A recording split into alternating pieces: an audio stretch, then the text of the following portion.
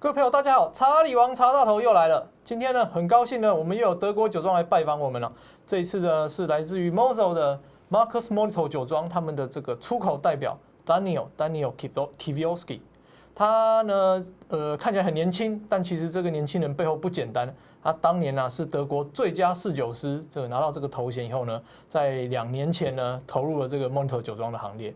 So welcome Daniel, and please introduce yourself to the audience and say something to everyone.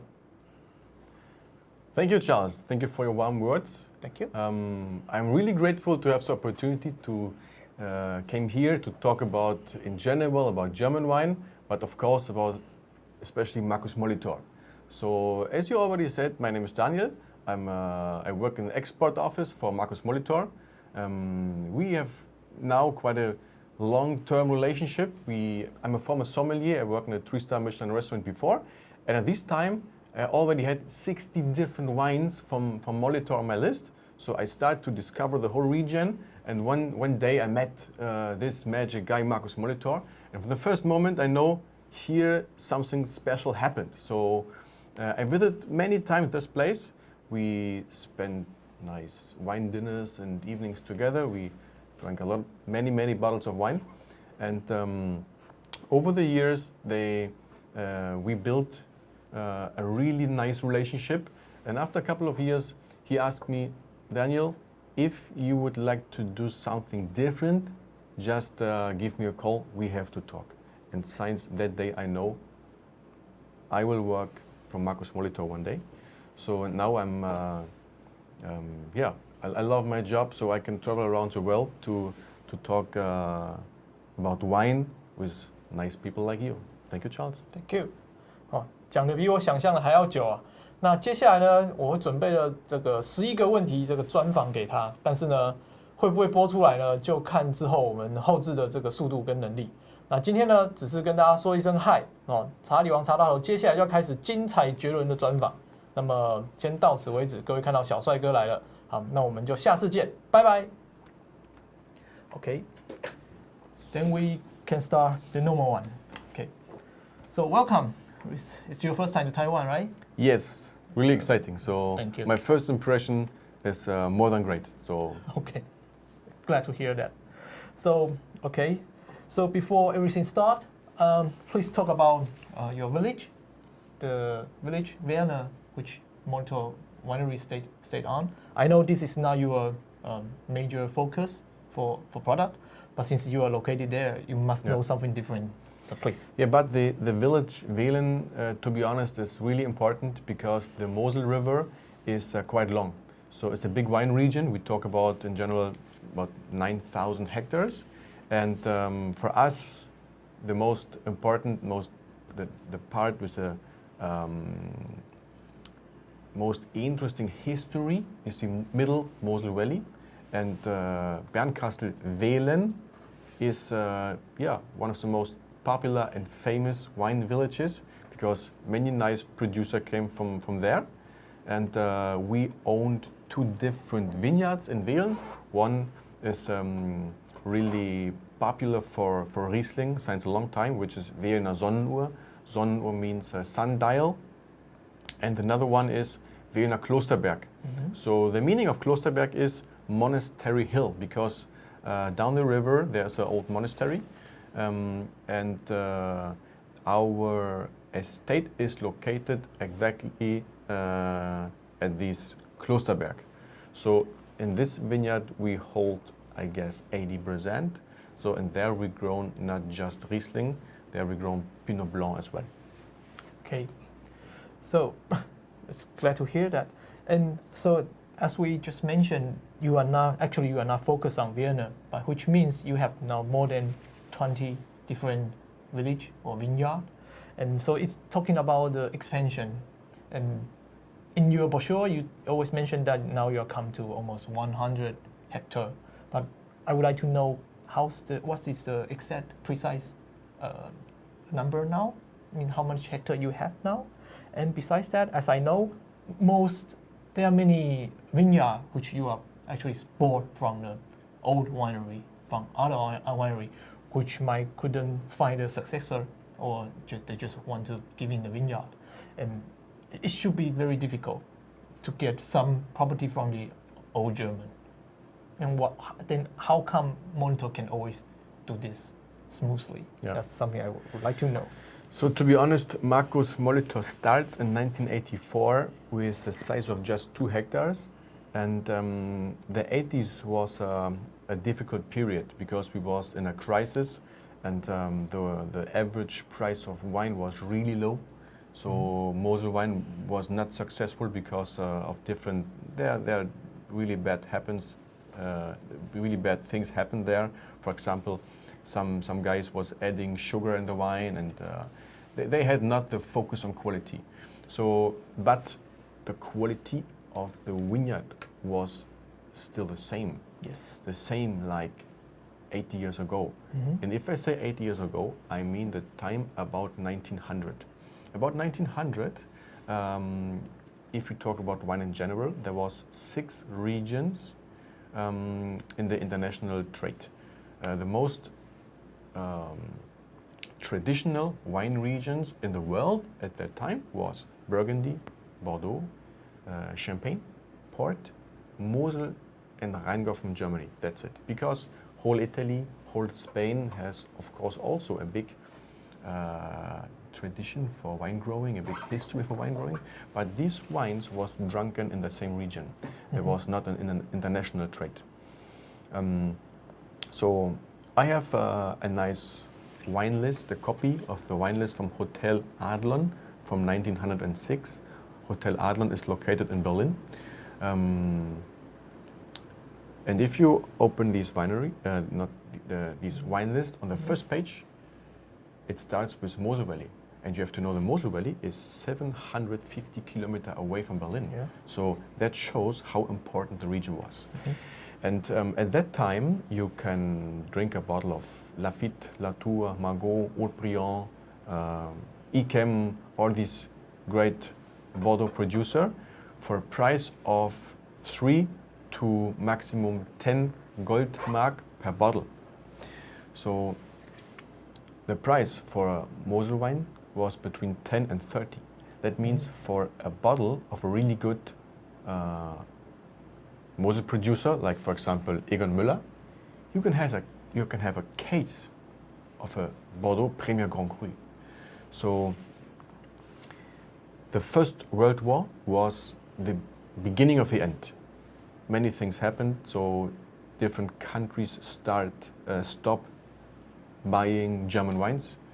So, and at this time, Traben-Trarbach, which is also a famous Mosel Valley, was together with Bordeaux the world's biggest exchange place. But the whole trade system was based on Jewish families. And of course, after the Second World War, everything was, this system was unfortunately destroyed.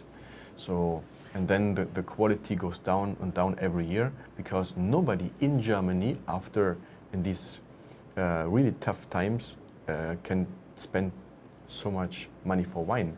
So, and there was no export anymore, and that's why many producers start producing cheaper wines. They don't pay attention to quality, and etc. etc.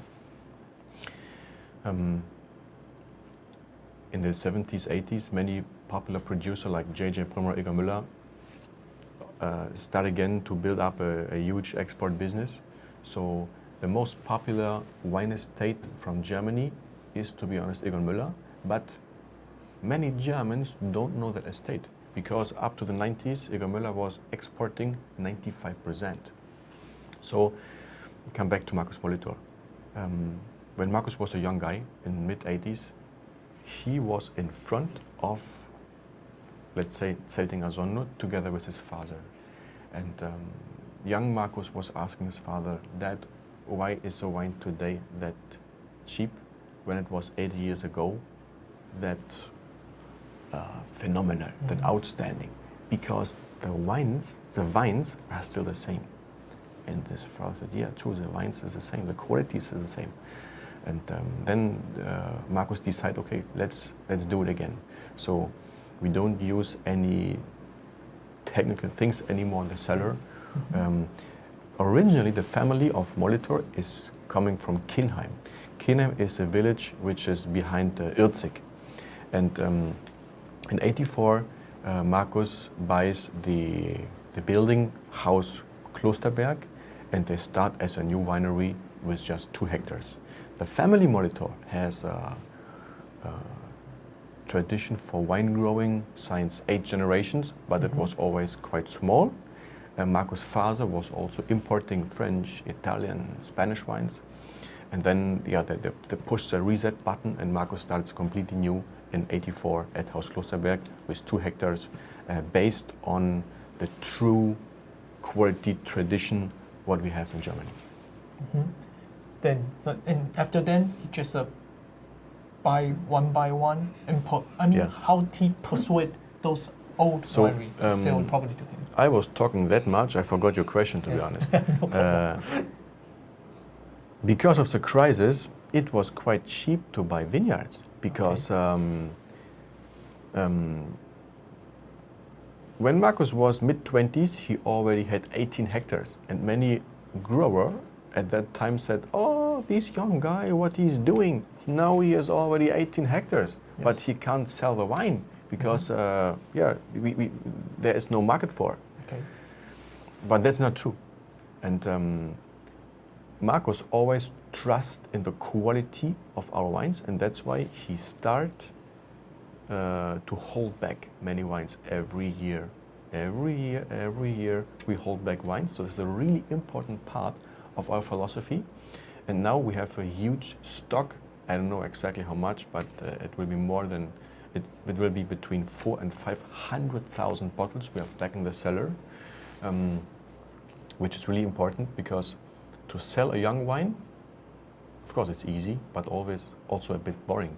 A young wine you can buy in every estate, in every corner, but we hold some wines back to have the opportunity to bring them to the market 5, 10, 15 or 20 years ago, from the original cellar, from which was aged under perfect conditions.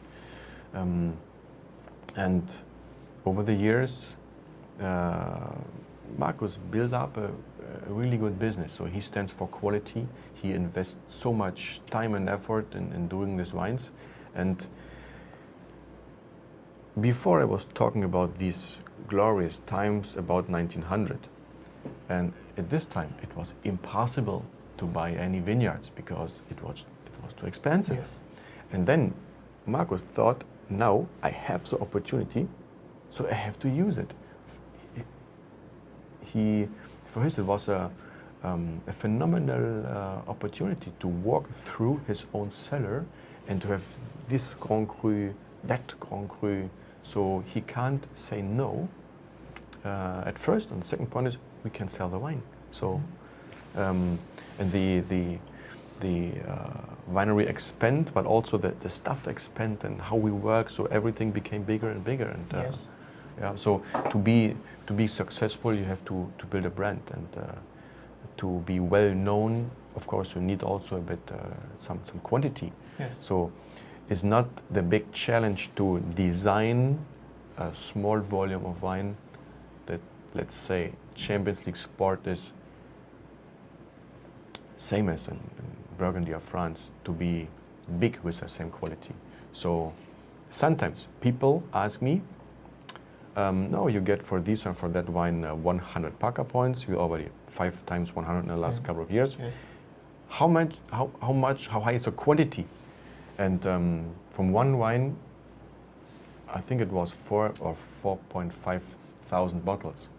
And a guy from Germany asked me, oh my God, 4,500 bottles? That huge quantity? I don't buy this wine anymore. I was expecting I buy something rare, something unique, something really special. Yes. Okay, good point. But I asked him, excuse me, sir, do you drink Dom Pérignon champagne? Yes, of course I drink Dom Pérignon. Yeah. Why you ask me that?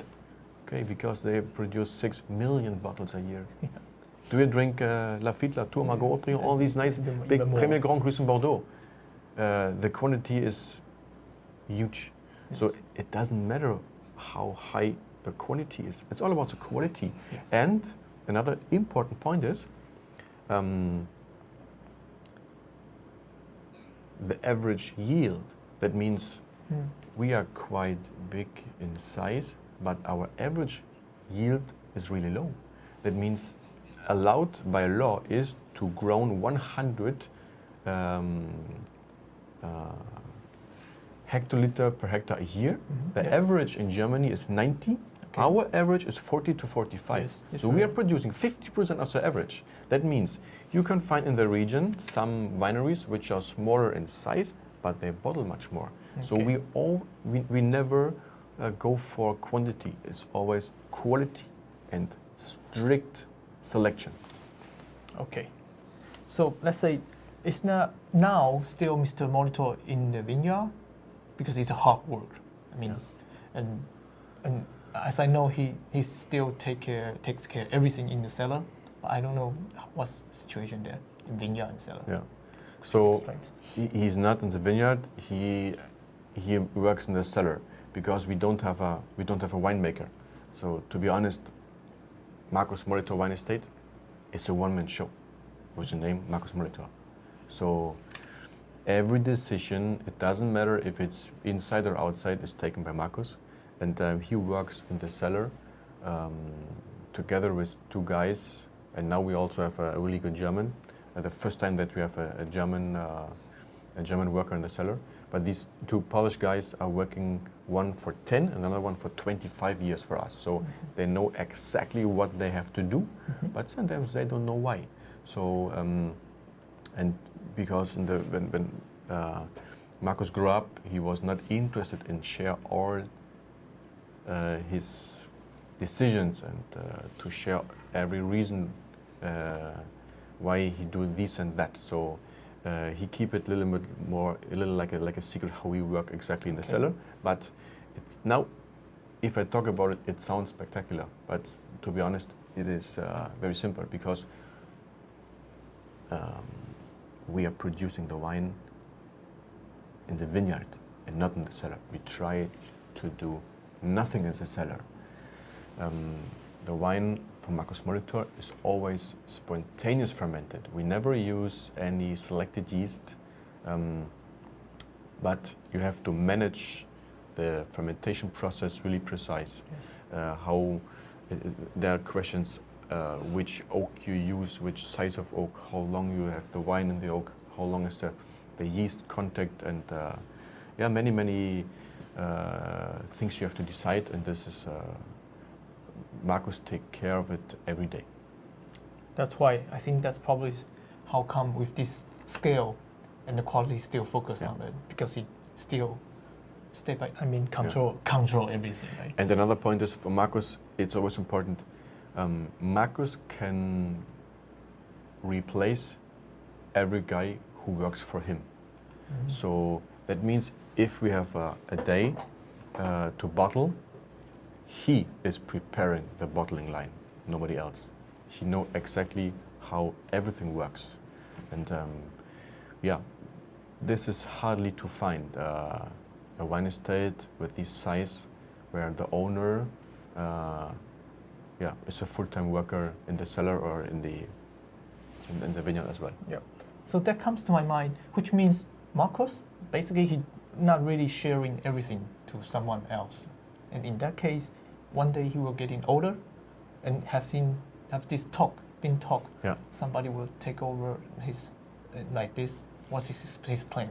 So the first step on this way to go to the future was now we hire a really good German guy who was studying, I don't know what is that in English, so viticulture. Okay, yeah.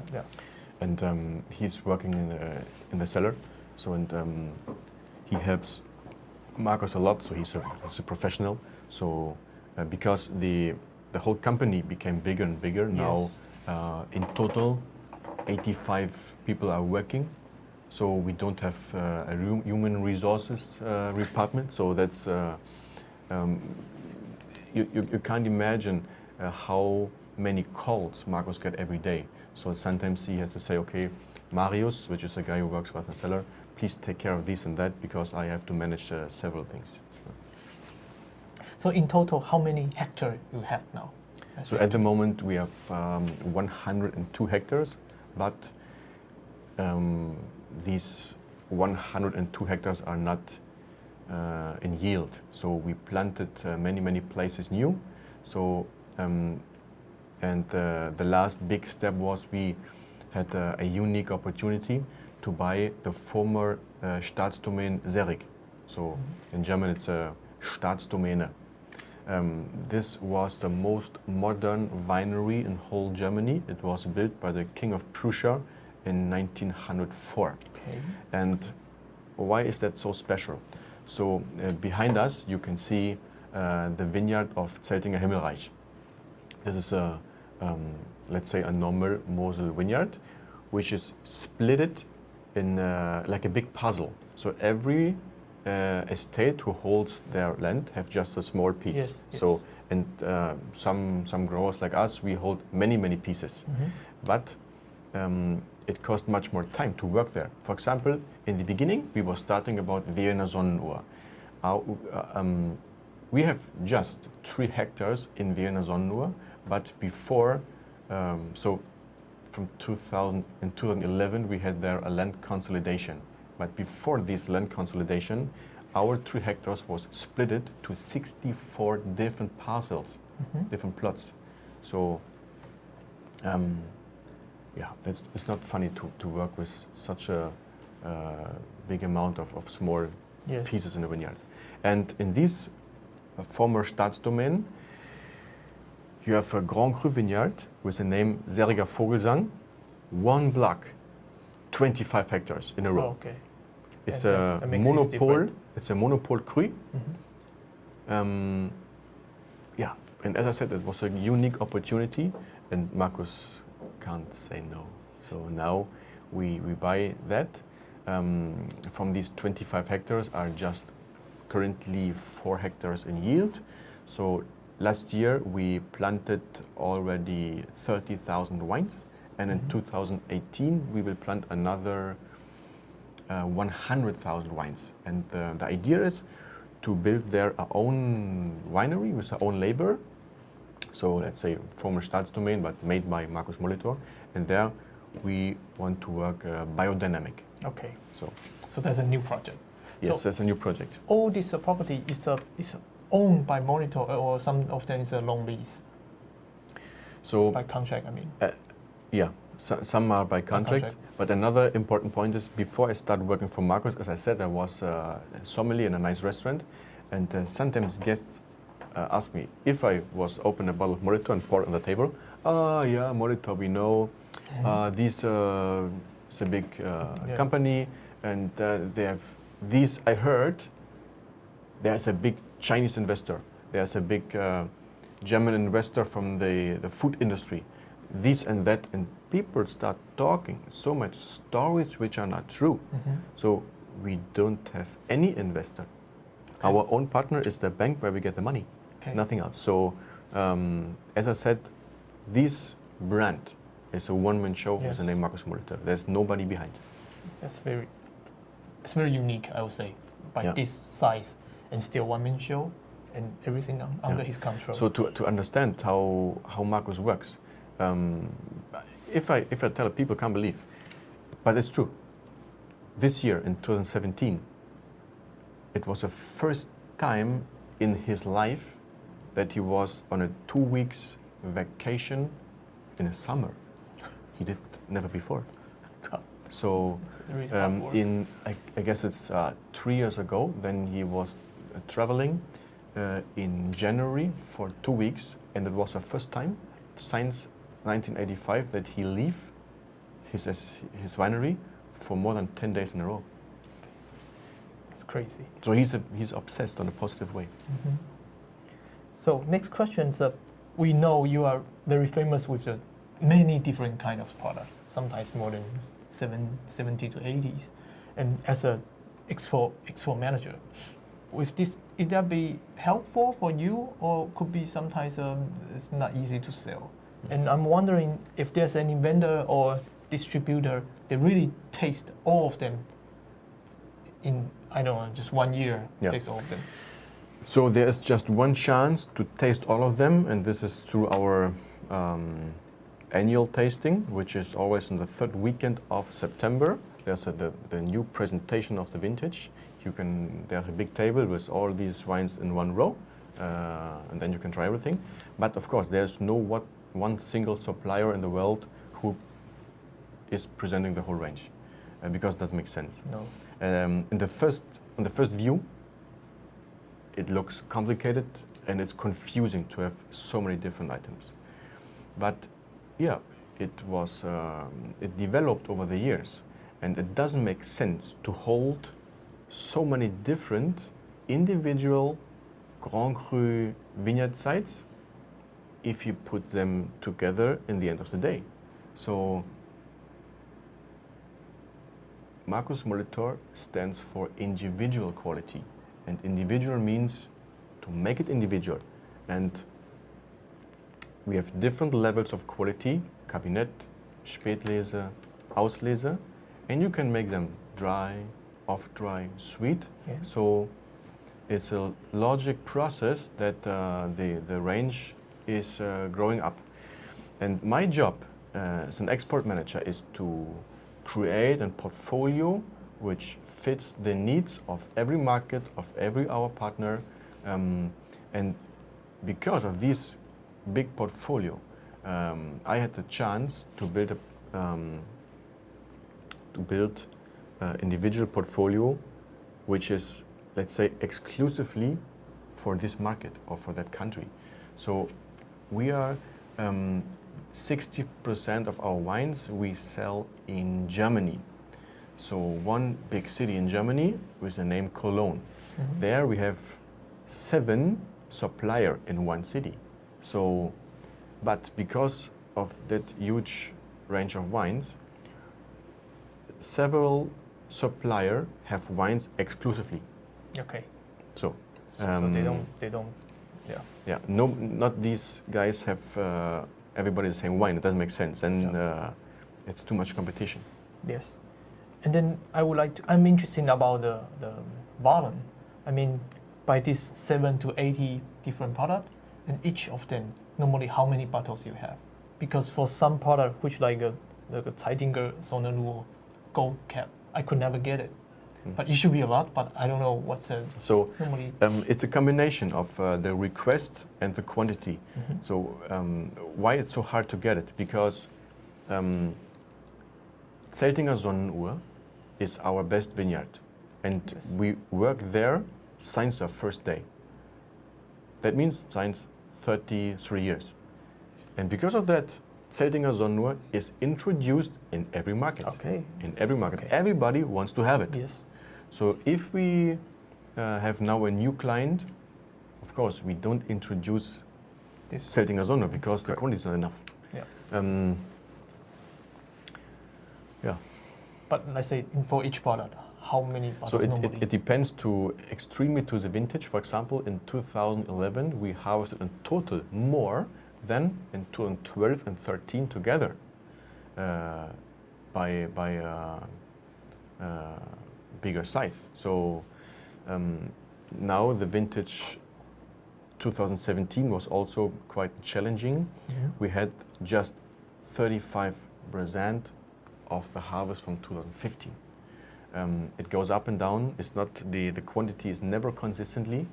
The smallest amount of bottles we have are from the noble sweet wines, TBA, so Trockenbeerenauslese. Yeah. It can happen that we have just 50 liters, but these are the wines, the TBA with 3 stars, so really expensive. Mm-hmm.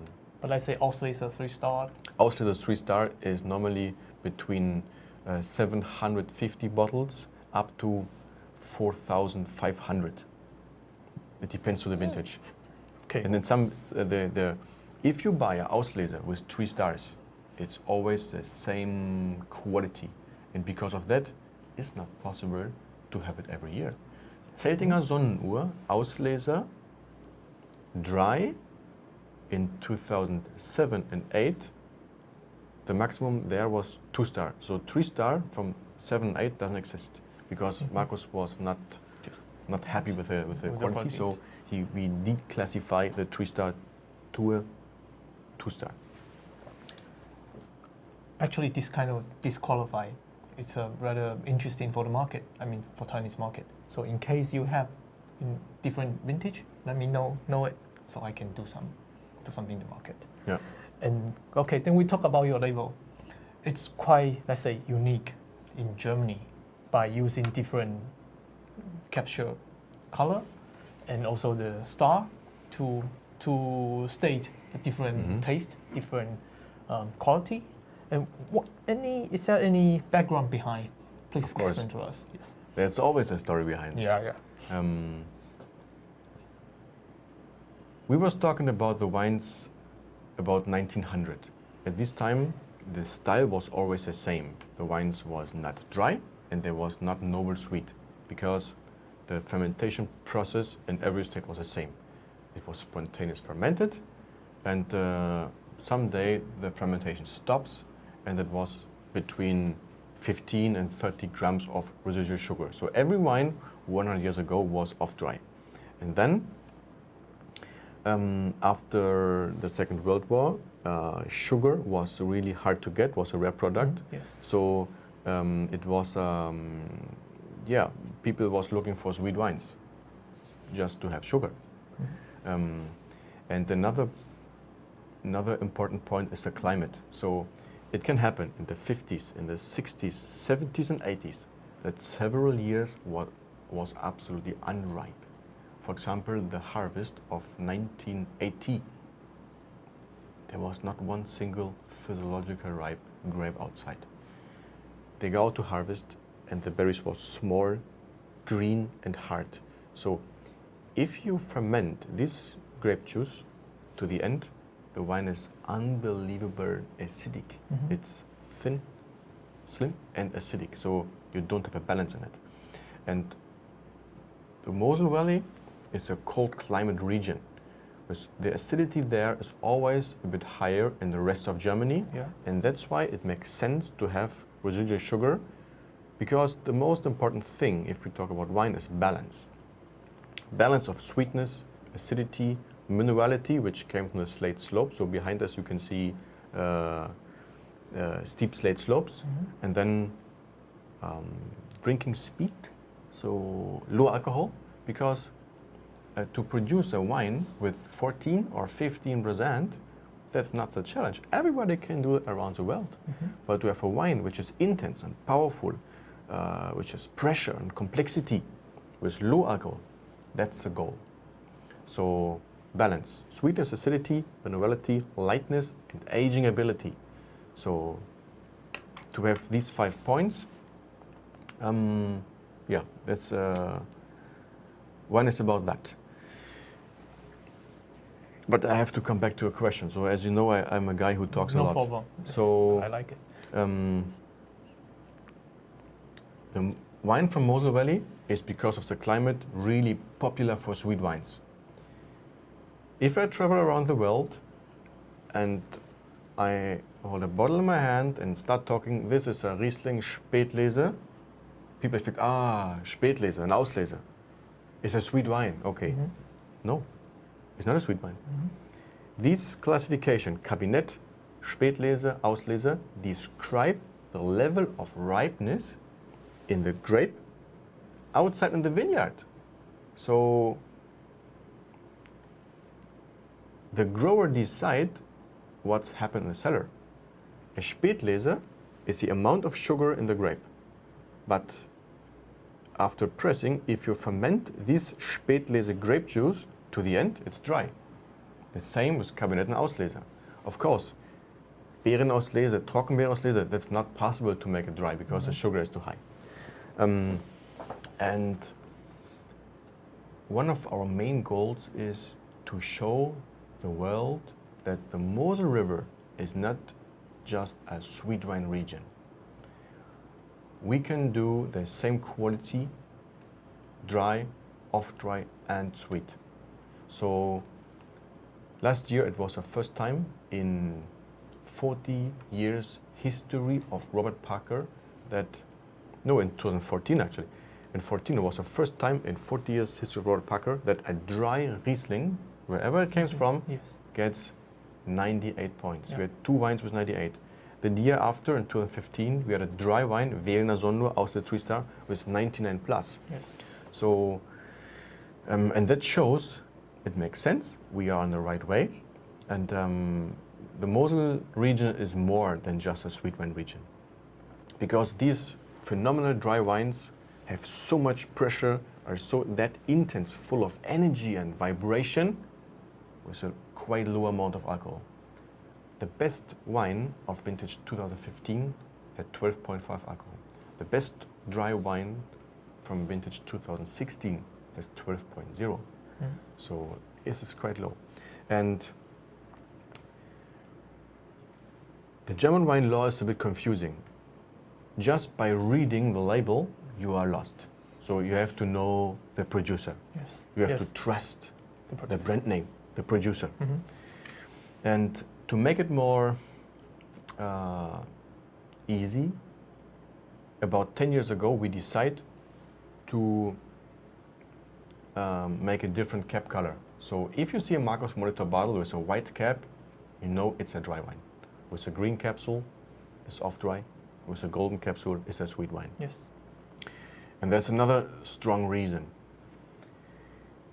By law, a German wine is dry up to 9 grams of residual sugar. 9 grams is dry, 9.1 is off-dry. Come on, it doesn't make any sense. Yeah, that's So right. I'm a wine professional, Yeah. but for me the taste is the same. 9, Yeah. 9.1 is the same. There's no difference. So we don't drink the law, and we don't produce a wine for a law. We produce a wine for the wine, not for a special market, not for a journalist. And it doesn't matter. We don't drink numbers. We drink wine, and as I was explaining, wine is balanced. So it Yes. doesn't matter if the wine has 7, 8, 9, 10, 11, or 12 grams of residual sugar. Especially in Germany, people ask many questions, how high is the amount of acidity or residual sugar, but nobody is talking about the pH level, which is also really important. So wine has so many different ingredients, and you have to paint a full picture. It's not just this or that. Yeah. So it's balance. And sometimes, in our opinion, to have the perfect balance, we need 1 or 2 degrees of sugar more. And the second point is, as I said, we are making the wine in the vineyard, not in the cellar. So we try to do nothing in the cellar. Our wines are spontaneous fermented. And if the fermentation stops with 13 grams or 11 grams, and we're happy with the taste, Then that's fine. So we don't start adding yeast to bring the sugar down, because Yes. it can happen that afterwards there's no balance anymore, so you have to reduce acidity, you have to add acidity, you have to start doing things in the cellar, Yeah. but we want to. Okay, so actually that could answer part of my another question. Means in monitor his goal, it's not limited in the either sweet or non-sweet. It just depends on how grape it is and how the product it is. Yeah. Right. So It that's dep- from the it- beginning, or Yeah, it depends to the vintage. yes. In some vintages, we don't have many volume for dry wines. For example, in 2006. 2006 is an unbelievable great year for noble sweet wines. But for dry wines, it was, to be honest, really bad. Not bad about the quality, but about the quantity. So the average yield in 2006 for dry wines was 12 hectoliter per hectare. Nothing. 12. Just 12. Because there was so many bunches was infected by botrytis that it was hard to find healthy grapes. And a dry Marcos Molitor wine is 100% made of healthy grapes, green and golden grapes. So noble rot is just for sweet wines. So for that case, what I heard is even it's a little bit touched by these botrytis grapes, it's also abandoned, or Yeah. So if it's a bit touched, it could be great for off-dry wine. but not for dry. Okay, so that's a philosophy Yeah, for dry absolutely. wine. Because if you have put dry in it, the taste is not that precise. No. It's not that clean. Normally, if we talk about wine, I don't like the word clean because it sounds a bit not natural. Yeah, okay. But yeah, let's say precision. Or Okay. So, can you tell us when should monitor create this green cap, or it's always there? no, in the past there was this same label for all the three kinds, and there was a word on the label. So trocken. Trocken is a German meaning for dry. Yes. And 10 years ago, we decided to stop writing dry on the label because of what it was explaining. So we don't produce wine for alone. If we need a gram of residual sugar more, we're happy with it. So, and since 10 years, we have the Markus Molitor Riesling color code. Okay, that's about 10 years ago. 10 years. That's because sometimes when I see the old label, I don't really see green capture. Right. Okay. That was before 2007. 7. Okay, great. Okay, before we go further to the how Markus makes his wine, I have one question about VDP. We know that Markus Molitor could be the only, let's say, biggest fish which not in the VDP. Yeah. And what I also hear is now VDP Mosel are considered to invite or anyway put it into the VDP. And could you tell us something about this, the background of this, and update what's the situation now? So it's a really tender subject. So I can imagine that many Mosel growers are afraid to put Molitor in because the piece of cake became smaller and smaller for every new competitor you have. But for us, it was never. I can't say never, but in the last couple of years, it was not an option to become a member of VDP, because at first we are member of Bernkastler Ring. Okay. So in the Mosel region, there are two different wine auctioneer organization, right? And the Bernkastler Ring is the older one. It's founded in 1899 and VDP in 1910. Okay. So we are a member of Bernkastler Ring. And the next thing is Markus Molitor has invested his whole life to build up this brand.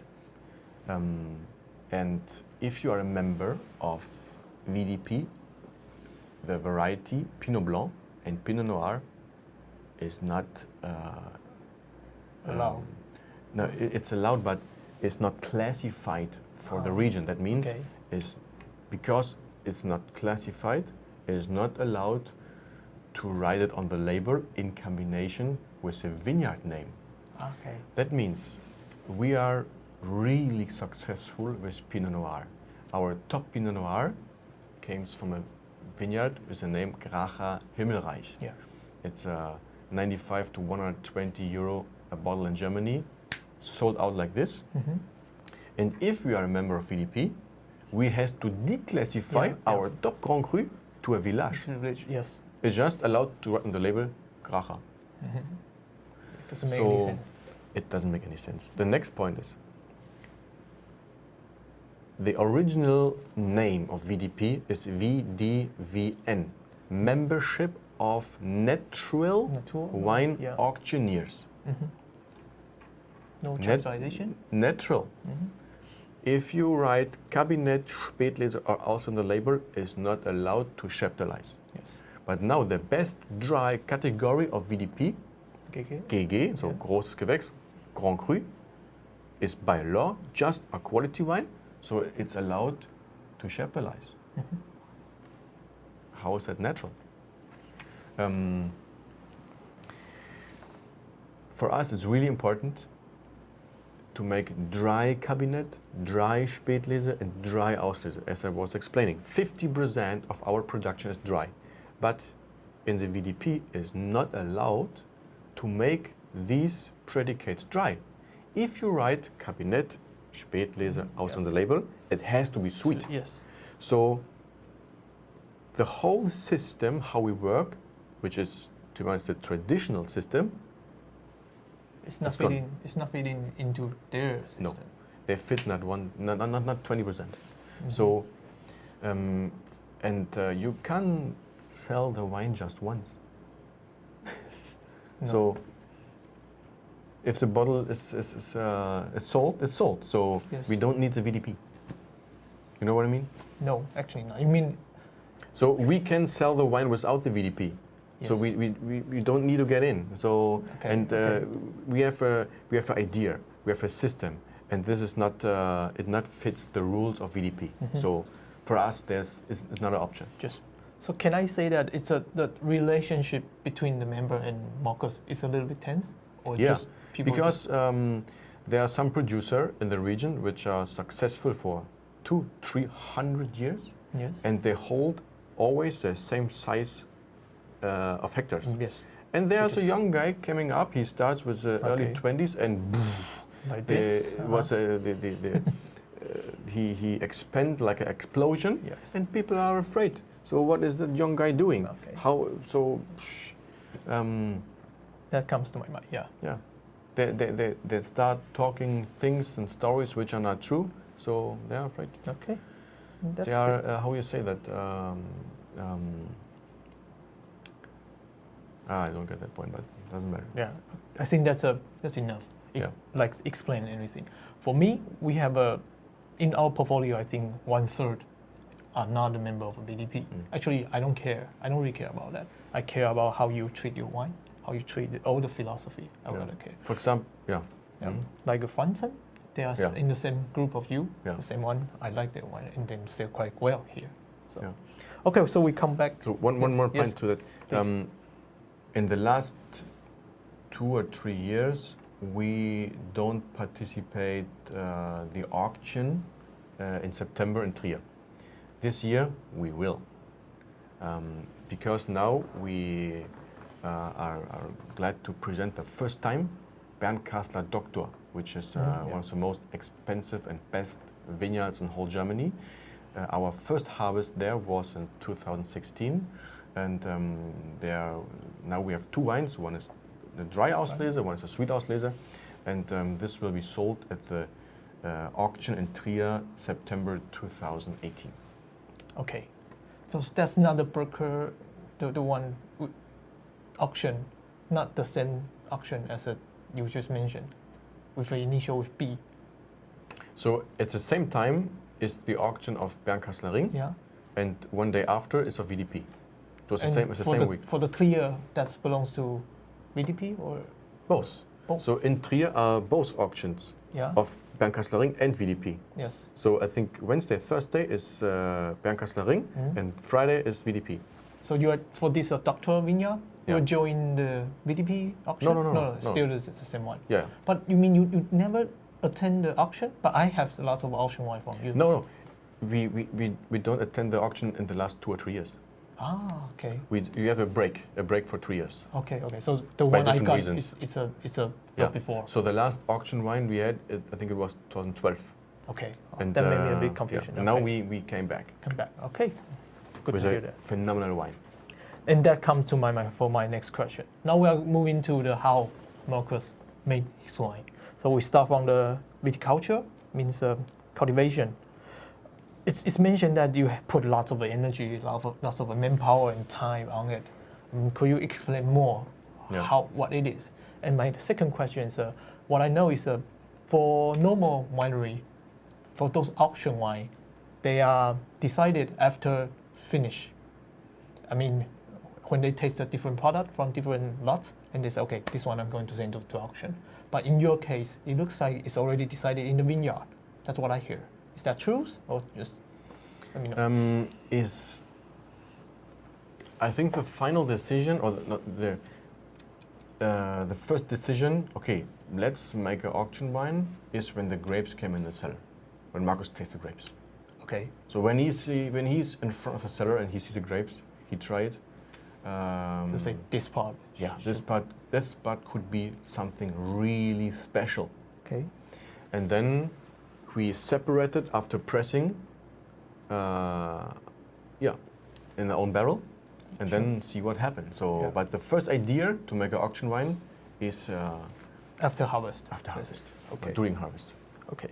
And then please tell us more what you put in the vineyard. Yeah. So it's 100% manual work. In some places like Irziger Wirtsgarten, the vineyard is spectacular steep, up to 80%. So the only machine we can use there is the helicopter to spray.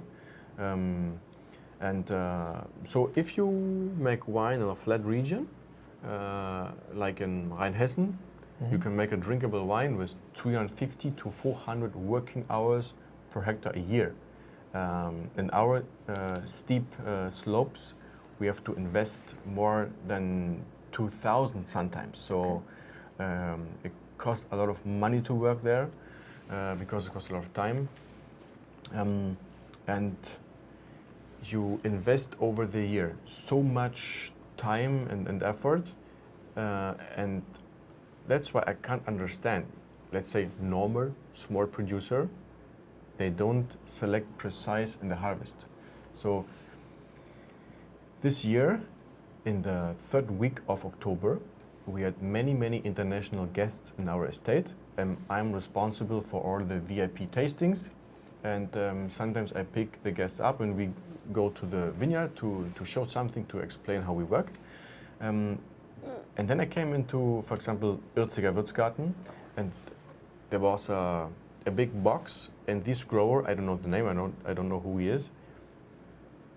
Every quality which was there, he put in. So green, golden, botrytis, there was no selection. He was just cutting and put it in.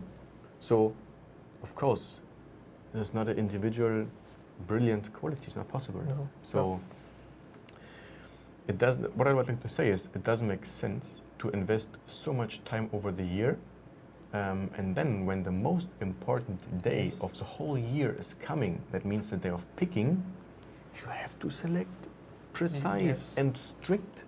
So every picker who works for Molitor has at least 2 buckets, one for healthy grapes. perfect healthy grapes, Yes. and one which are infected by botrytis. But it's not just botrytis. There are different kinds of botrytis. One are good and one are not good. Some are bad. So, and this one we don't use. Okay, so it comes to the harvest. Actually, that's my next question. Let's say for harvest, you have so many vineyards and you have so many degrees of the grapes. And first is who made the decision and how. I mean, because for me, it's like maybe one day you have to go out, I don't know how many times, or 1 week you have to go out how many times. Could you tell more so detail during harvest? So during harvest, we work every day, so 7 days a week. Okay. From when the sun comes up to the sun comes down. So we use the full time to work, and every single day. So we have currently 8 guys in the vineyard who works for Marcus since 26 years. So this is they can work together blind, and every morning and every evening they meet with Marcus, and they discuss the plan for next day. And you can't really make a plan because sometimes you have to decide in a couple of hours because of the weather. So every day it's individual, and during picking, the whole staff together of the picking team. So we have fixed full-time workers for the whole year, 65 guys outside, so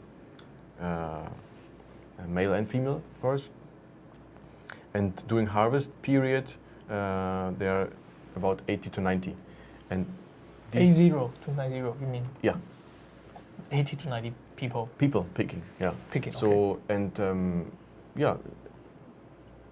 you have to decide, not the whole team works together every day, so you also have to split it. Yes. And for example, if we go to our best Grand Crus and we want to pick the best wines, so it means Auslese wines, we send there the best pickers who works a long time for us, not a new one. The of course. experienced So picker. sometimes we have so 80% of these 65 full-time workers came from just 4 different Polish families. Okay, So it was a big family business. And then next year, somebody is bringing his cousin or whatever. So people which are not well educated about picking. So, and a guy like this, you send to a place which is, let's say, not that important. But you have always somebody next to you, which control what you are doing. Yeah.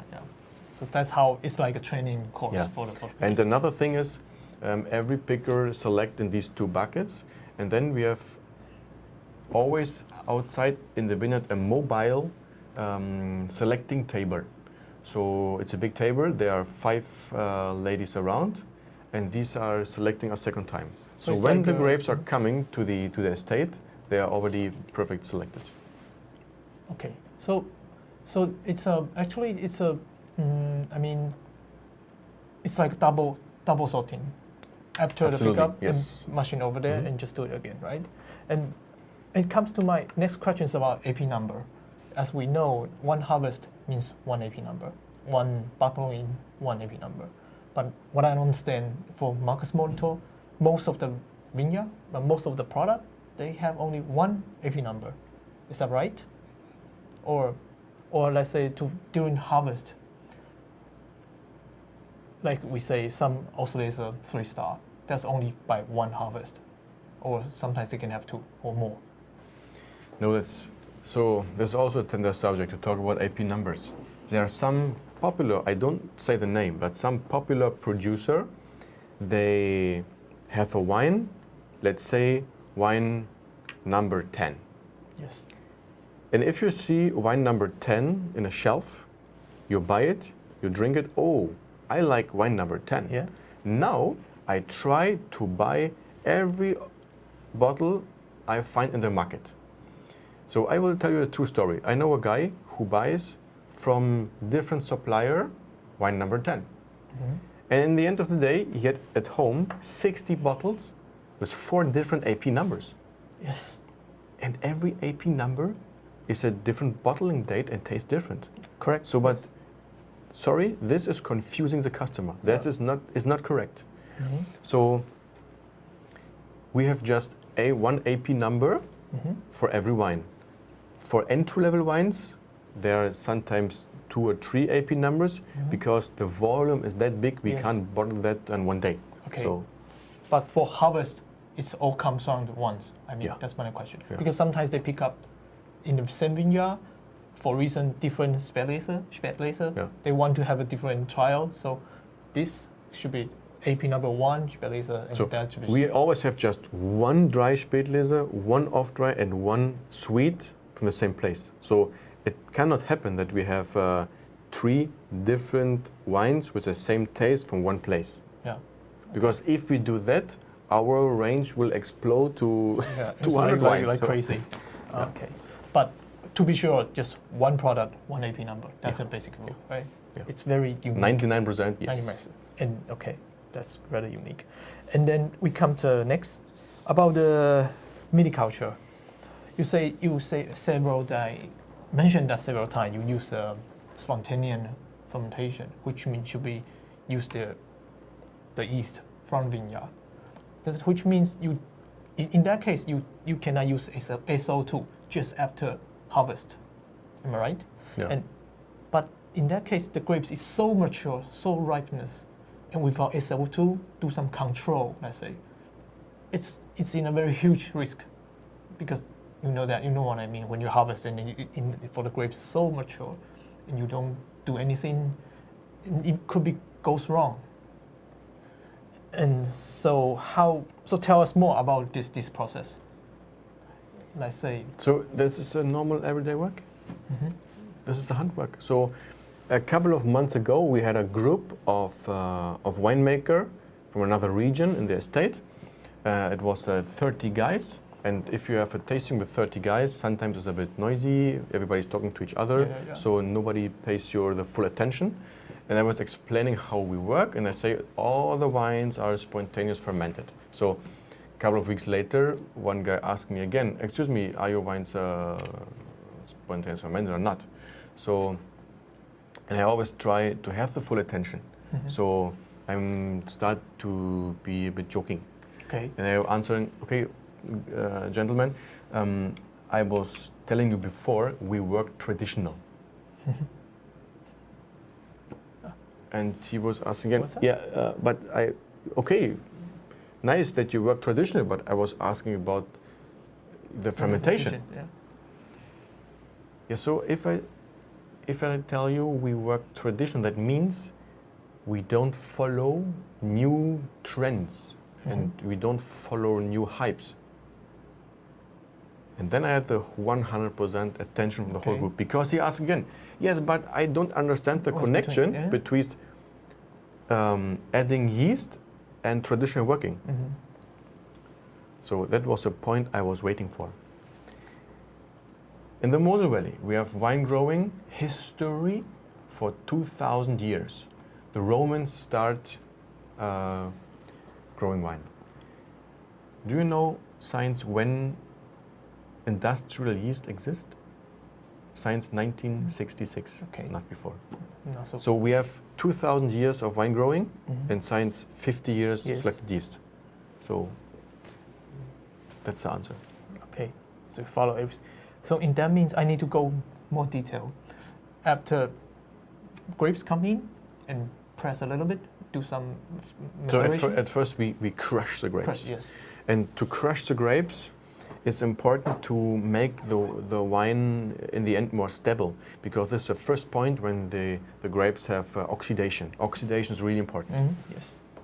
And then, crush it, and a little bit juice comes out, and maceration together, right? For 12 to 80 hours or something, shorter. It depends. Sometimes just 1 hour up to 24. It depends on the vintage. And then do the press. Press the juice all comes out with the settlement, supposedly. I mean, some cloud inside. Yeah. And you wait or not. Some people, they wait for all get settlement and only use the clean juice. Some people, they use in between. Some people, they don't care. They use it all. In your case, it's a... I can't say it in general. But it depends also which quality of grapes it is, what we would like to do with it. Okay. And then we also have two different ways of pressing. Okay. The regular way, how everybody is pressing. And then we was the first winery in Germany which buys a new modern interpretation of an old basket press. So it's a full automatically basket press, but the way how they work is the same like 100 years ago. Okay. So, and this costs a lot of time to do it, and every wine which is at least Spätes level is pressed by this basket press. And the juice which comes out there is 100% clean. Okay. Means because they do it very slow. Very slow. It costs a lot of time. Okay. So, and sometimes, for example, in the range of the 2016 wines, there we have two ice wine. One Brauneberger Mandelgraben, the let's say normal one, and a second wine, ice wine with 1 star. Yes. And this was just 100 liters, the heart of the pressing. And the taste is different. So it was sold out after 24 hours after the presentation. Yeah. Just 100 liters was gone like this. So it means the grapes is the same? Yeah, grapes was the same. And just use different pressing? Yeah, and but it was more the residual sugar was higher. Okay, of course, and then that's different, the way you treat it. And then we go for the fermentation, no adding yeast, so it means sometimes, okay, let's say for sweet wine, I'm focused on sweet wine. So it happened by itself, and it could take longer. And then once the yeast is like dying, or they just stop it, and then just stop it, right? And use temperature control and SO2 or something. Yeah. This part. So you have to play with SO2. Yes. We stop it mainly with SO2. Mainly with. Have you, because some people, they decrease the temperature, like all yeast goes there. But to reduce the temperature, you need the technique to do it. Yes. If we talk about our cellar, it's we have two levels in the cellar. The basement is there's no aircon in. It's natural. It's natural, stable the whole year, 12 degrees. Okay. Not more, not less. And you can't. You cannot do anything because for decreasing. You can must heat. go. You can heat the barrel, but you cannot stop it with temperature. You have to do it with sulfite. Okay, so in your case, you put SO to stop that, right? And then it goes stable, like before bottling, you take. Yeah. And this is another important point for dry wines, because if you add selected yeast, the fermentation is finished after 2 to, let's say, 5 days. Mm-hmm. And with the spontaneous fermentation, it can happen that the process needs months. Yes. And the result is a lower level of alcohol. Yes. So the difference can be 1 degree. Okay. But in your case, because sometimes if for the dry wine, they can really go long, more than 1 year for some cases for my winery. Do you accept it? Or in that case, you will speed it up or something? Or just do it naturally?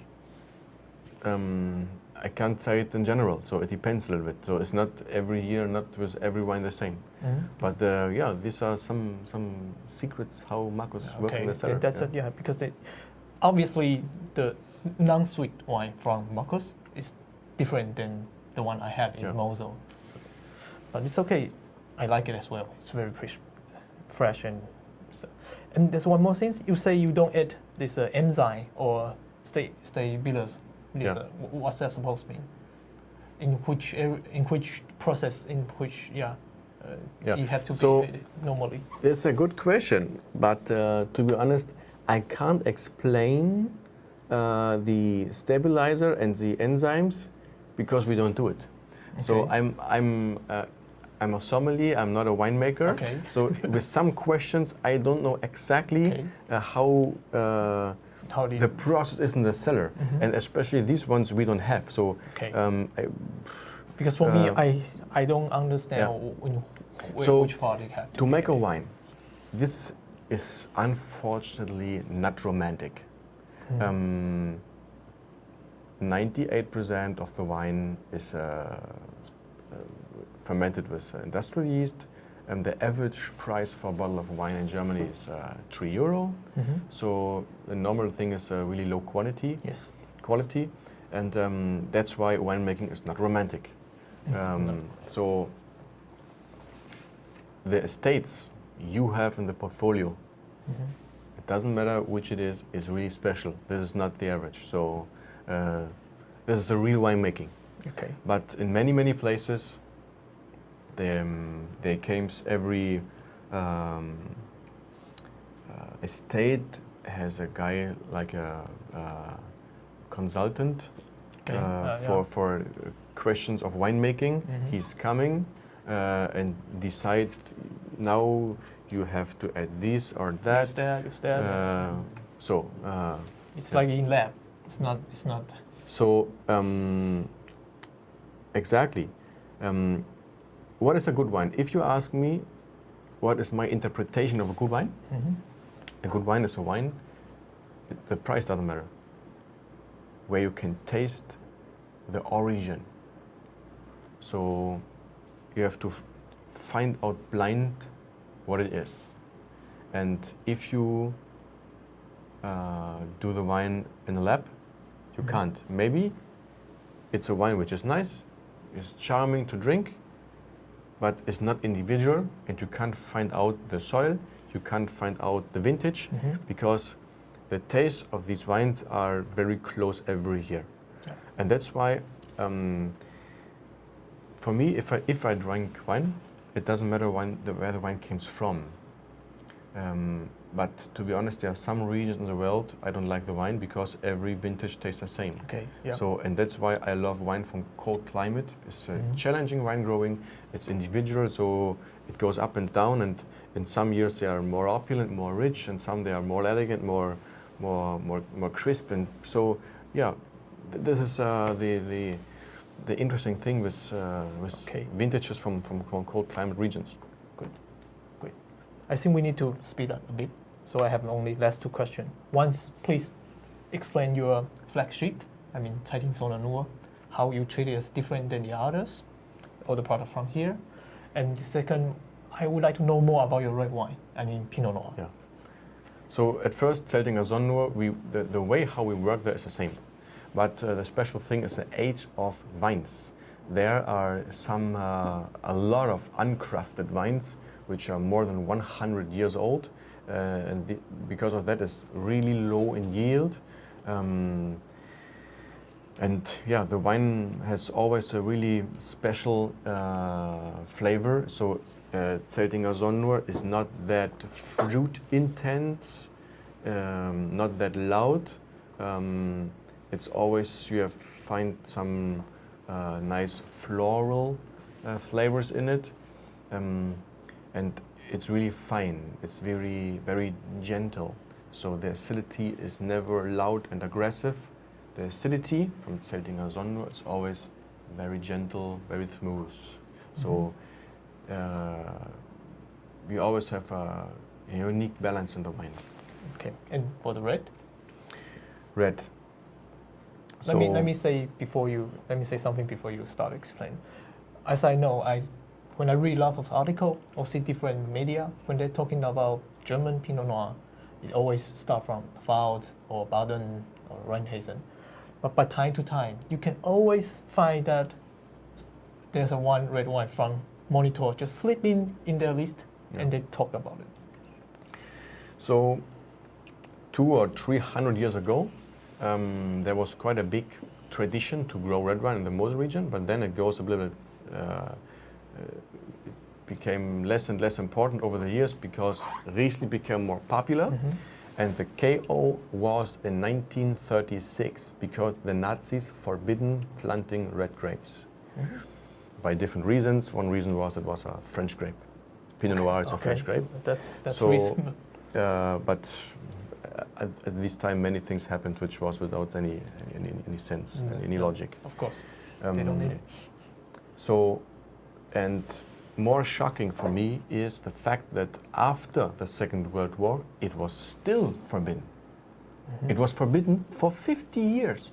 So the whole region lost the knowledge of making red wine, and they lost the age of wines for 50 years.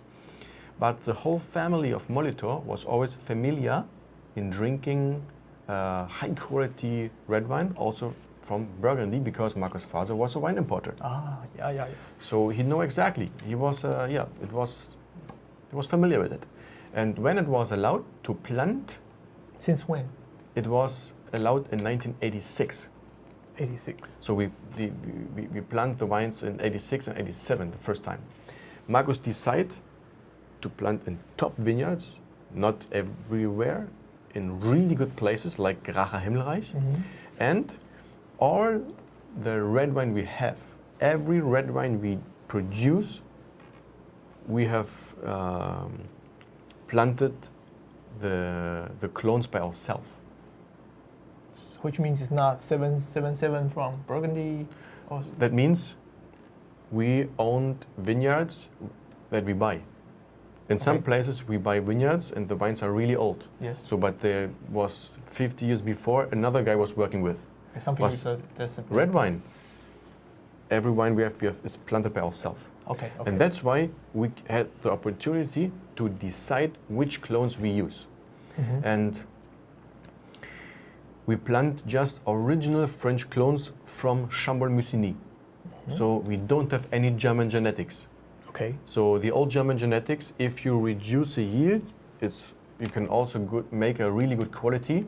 But to be honest, original Chambol-Musigny clones are different. Yeah. Okay. So, and over the years we became, now we have, the first vintage in Gracher Himmelreich was 1990.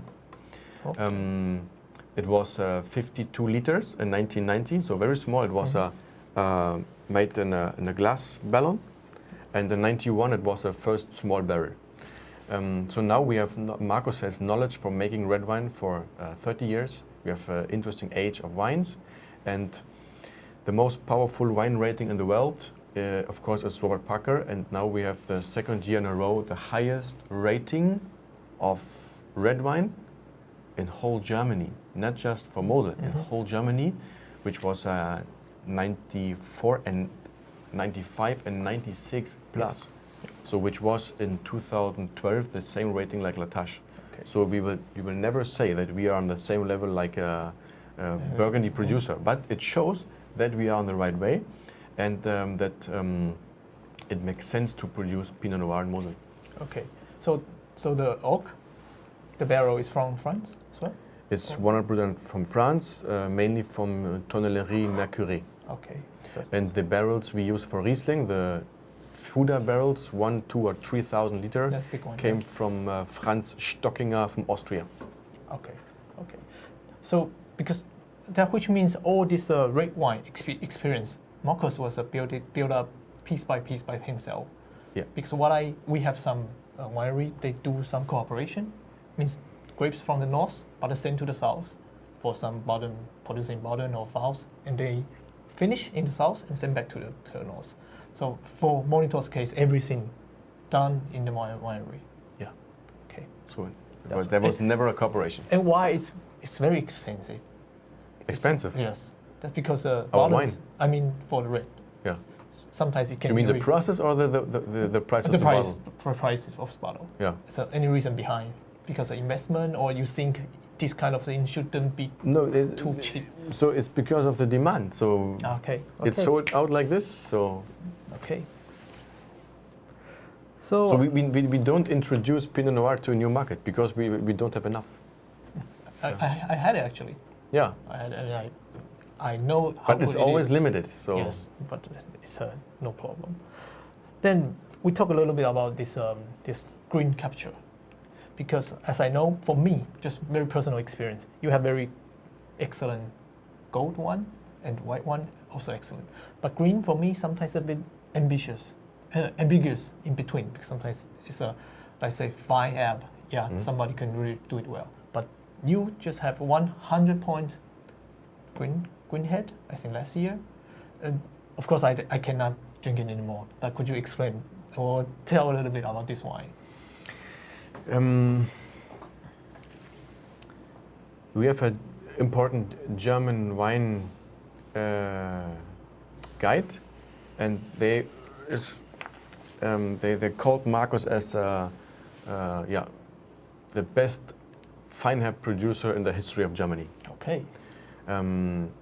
Because you can find off-dry or fine herb cabinets in every corner. Yes. Let's say everybody bottle a fine herb cabinet, Yes. but to find a fine herb Spätlese is hard. Okay. And I don't know one single producer who have a fine herb Auslese. So the first point, not everybody is doing it. Okay. But why we do it? Because Marco's mother runs a restaurant, really successful in the 70s and 80s. So when Marcus was a young guy, a teenager, he was on the weekend the waiter in that restaurant. So there's also a really strong relationship from our wines to food. Okay. And off-dry wines matches food so well. Yes. So especially if you have dishes, so if you have a fine herb Auslese, which is a bit matured, let's say great vintages, perfect vintages for off-dry was 2011 and 2005. If you have wines like this, and you have dishes which are salty, or a bit, if you have roasted flavors, so grilled fish and seafood, it's a phenomenal match. So if you drink the wine single, you have, of course, you feel some sweetness, but if you create the right match, the dish will take the sweetness, and together is a completely new experience. Okay. I like that point. And because green capture in Chinese market is not that easy to sell and not that common for us. But I'm really believe we should have more wine hab here because our cuisine, just taste it. Yeah, this kind of combination could be possible. So, okay, so it comes to my last question, not the least, but please tell us more about yourself. You are the top sommelier in Germany, and now you become the export manager for a winery. How this will help you in your career, and what's the difference in between? Yeah. Share more. So it helps me in the career because I know how to talk with sommeliers. So sometimes I came in a country and I met our partner, our supplier like you. Okay. And sometimes we do market visits. We go to best hotels and restaurants. And then I have to talk with the sommeliers. Yes. And I'm not just the representative of one single company. I'm also a bit representative of the region and Germany in general. Okay. Yeah. And I can talk with you about many great wines of the world. So Yes. I think I have a good overview in the whole wine world, and that it helps to explain some things. Yeah. Okay. So in the for me it was a phenomenal chance to start working in that 3-star Michelin restaurant, because when I started there working, I was quite young, just 23 years old. It was in 2010, and the wine cellar was quite low in stock, and you can find from the whole Mosel region, this restaurant was located at the Mosel, you can find from the whole region just 28 wines, 28 references, which is nothing. So but there was no budget. So the owner said, you can do what you want. You have just 2 goals. Every guest have to leave our place happy, and I have to be happy with the money. Yeah, so sure. do what you want.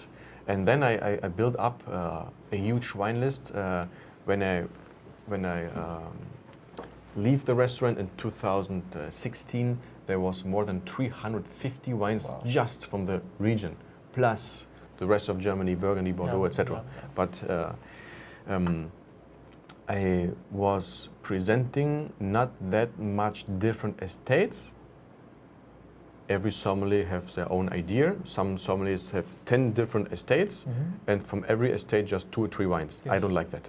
Okay. I prefer to choose it more strict and represent a estate with 10, 20, 30, 40, or like Marcus Molto, 60 references. Yes. With many vintages. So Yeah, that's a lot. So different. Okay, so I think everything I got everything here. If I need more, I'll come back to you, of course. And really thank you for your time, for your sharing. There are a lot I need to review a bit and go through again. yeah. And hopefully I can put some subtitle and then we can finish it. Anyway, thank you very much. So you're very welcome. Thank you. It was a pleasure to come here. Last, please tell the audience, customer, for you, what's the Mosel wine and what's the wine of a Monitor? Just describe it. So the Mosel wine is a wine which is always the good ones grown on slate. So you will always find similar flavors in that wines. And what makes Marcus Molitor that special is always concentration, because we work with quite low yields. The wines are always complex, full of energy, and very stable. Stable means we give for a Spätlese the guarantee of at least aging potential for 20 years. For every ounce we produce, by guarantee 30 years. But this is just an indication for quality. I will give you another indication for our quality. To be stable means, please, try to do it at home. Open a Marcus Molitor bottle. It doesn't matter if it's an entry-level wine or if it's a top one. Open a wine. Just have 2 or 3 glasses, put the cork back, do the wine back in the refrigerator, and try the bottle again after 2, 3, 4, 5, 6 weeks. And this is a really good indication for quality, how stable the wine is. So sometimes people say, oh, Daniel, we don't do it because we always finish the bottle. Yeah, then will be my answer. Then you have to open more bottles. So open 5, 6, 7 bottles, and if you have, especially here, I enjoy the food in that country a lot, and the food can be so different, very, very different. That's why you need different wines. So if the table is full with different delicious things, there is not just one wine which can fit everything. So open different bottles, play the game, and do it again after 2 weeks, 4 weeks, 6 weeks. It will be a big surprise how great these wines develop with air. Okay, I like it. I like it a lot. Okay, so thank you. Thanks for everything. Yeah, thank you. You're very welcome. 好，各位，我们今天访问就到这边，非常长，非常非常长，但很多细节我会再回去再看一下。那这里面也有很多不一样的东西，我整理以后看能不能再放上来。今天就到这边，谢谢大家，谢谢。